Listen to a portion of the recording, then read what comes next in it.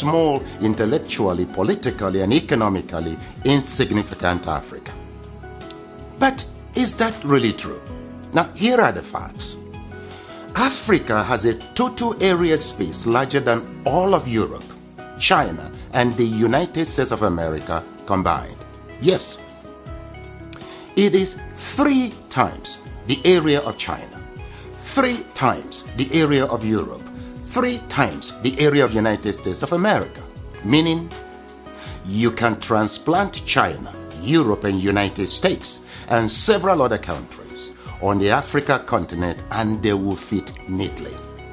Africa is 30.5 million square kilometers and a youthful population of 1.3 billion inhabitants. China is 9.6 million square kilometers and 1.4 billion inhabitants. India has a total space of 3.3 million square kilometers and 1.4 billion inhabitants.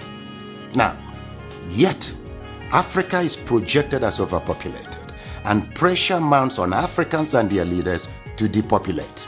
Why? Why?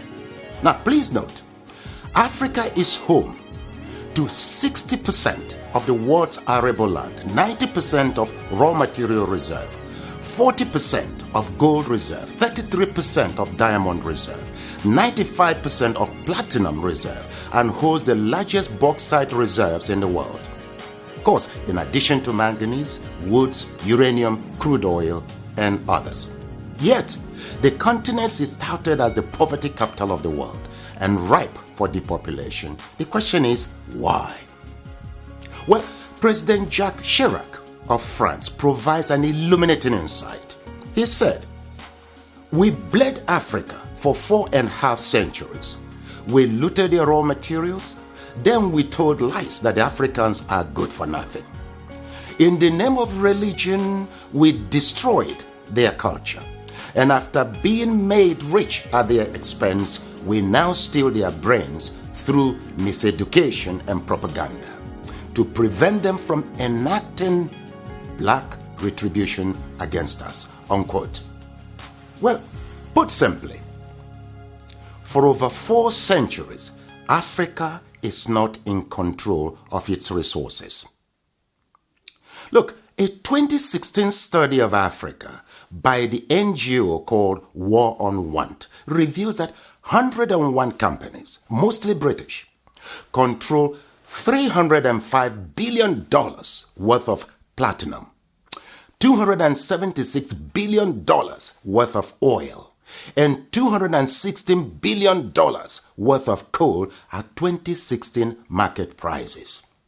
Yes, they own mines or mineral licenses in 37 African countries and control vast swaths of Africa's land, 4 times the size of the United Kingdom. Now look, Africa subsidizes the rest of the world by $32 billion annually. A 2017 report by Global Justice Now and other groups estimates that $161.6 billion enter into Africa, while $202.9 billion leave Africa almost every year. For example, in 2017, Africa received a total of $19.7 billion in aid, but paid back $18 billion in debt repayments. Debt burden is killing Africa.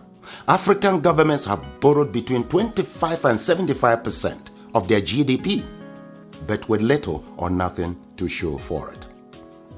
Africans in the diasporas remit not less than $32 billion annually, but multinational companies siphon $32.4 billion in profits and illicit financial outflows.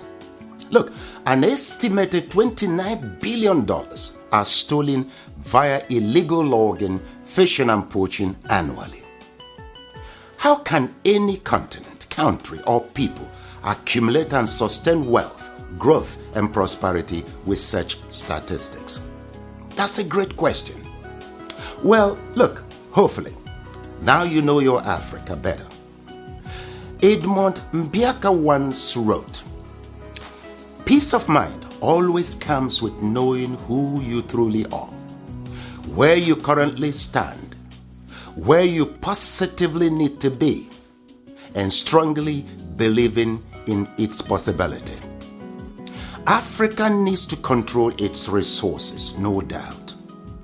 For productive, patriotic, and effective leadership, we need our best and ablest citizens with fortified character in local, state, and federal governments.